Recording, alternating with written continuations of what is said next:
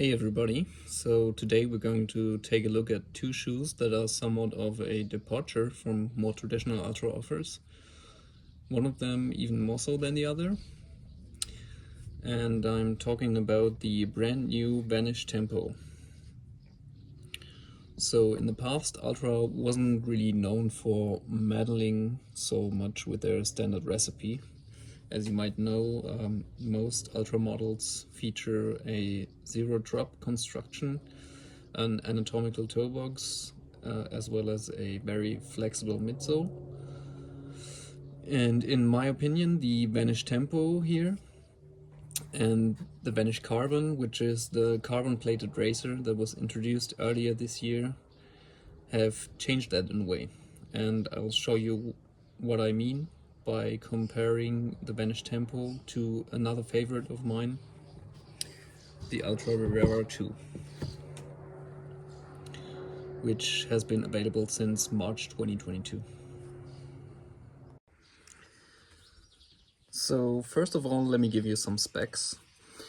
The Rivera has a 26mm stack.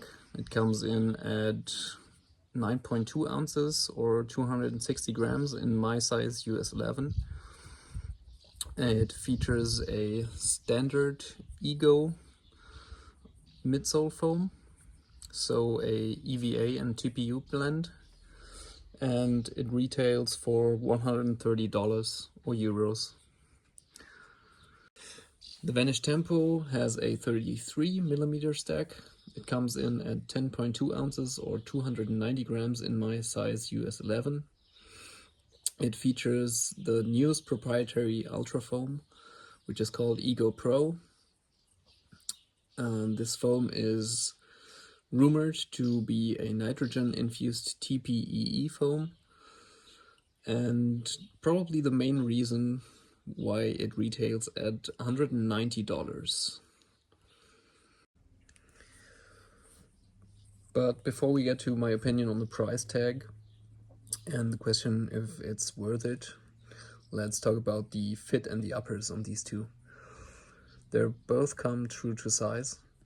They both feature Ultra Slim Fit, which was introduced in 2021 with a Rivera one, which means that they are slightly narrower through the forefoot compared to other Ultra models. But I'd say it's still wider than 90% of the shoes I've worn, if we were to include other brands. Both of the uppers are very light and unstructured in the forefoot, which makes them very accommodating. The Rivera's engineered mesh is a bit more dense, while the Tempo's is almost see-through. I can maybe show you from the inside. Pretty minimalistic stuff. And if you put your hand into it, you can see your fingers. If we look at the heel construction, they both have semi-rigid heel counters, so definitely some support there. The one in the Tempo is reinforced by a very rigid overlay. That's the gray area right here. The Rivera's heel is not as rigid. The collar is a bit less reinforced and a bit lower, as you can see. It is also a bit more rounded, and it has a tad more padding.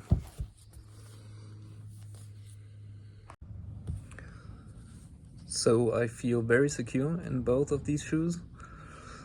In the Tempo, that lockdown feel is intensified, and the Rivera 2 has the edge in comfort.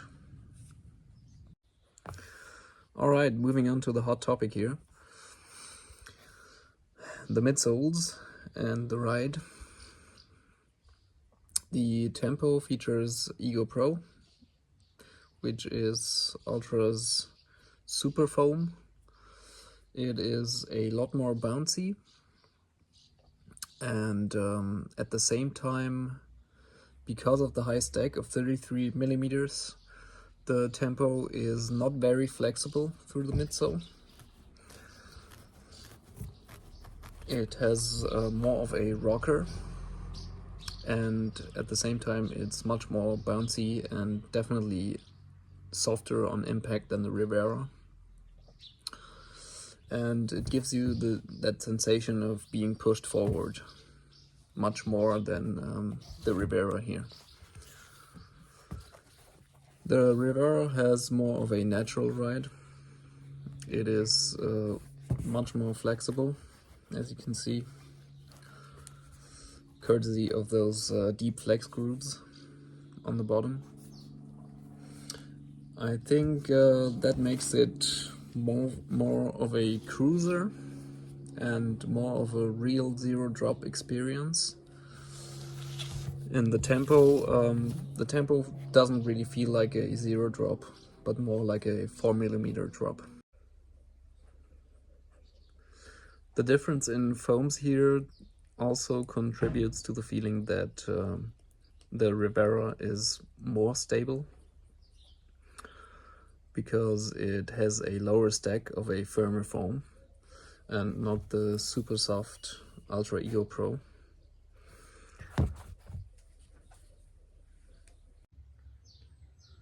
As far as the outsoles go, you can see that the segmentation in the forefoot is pretty similar. And I also think that the compound that they used in terms of the rubber is pretty similar, in that it's pretty soft. I haven't run it in wet conditions yet, but I'll report back when I do how they, especially the Vanish Tempo, performs in slicker conditions. When we look at the midfoot, we see that there's no rubber here on the Tempo, whereas on the Rivera we have rubberized midsole, which makes the platform of the Rivera a bit more even and a bit less decoupled.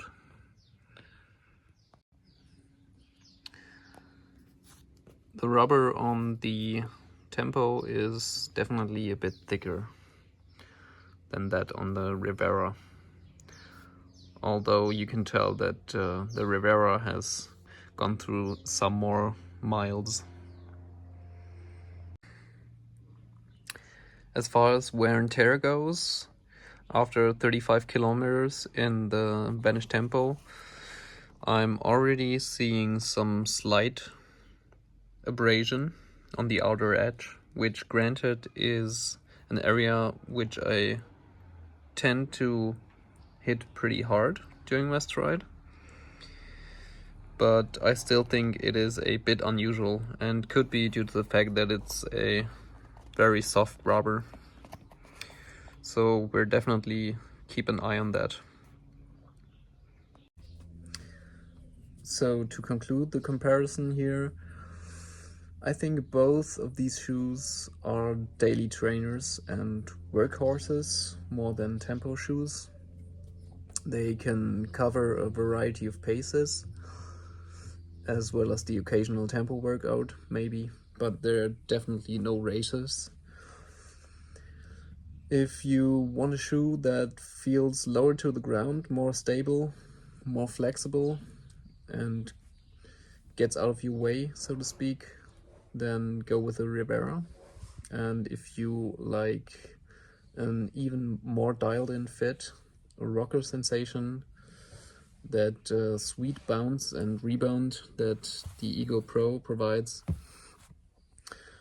and a shoe that can handle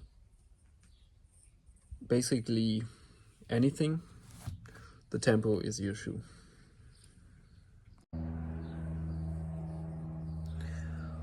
One thing I'll say though is that the price tag could pose a problem, because this is priced as a racing shoe, as a modern racing shoe, in my opinion.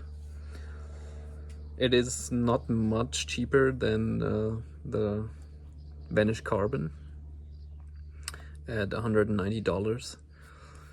And for a training shoe, that could be a problem to some runners. If you're on a budget, then the Rivera is your solution.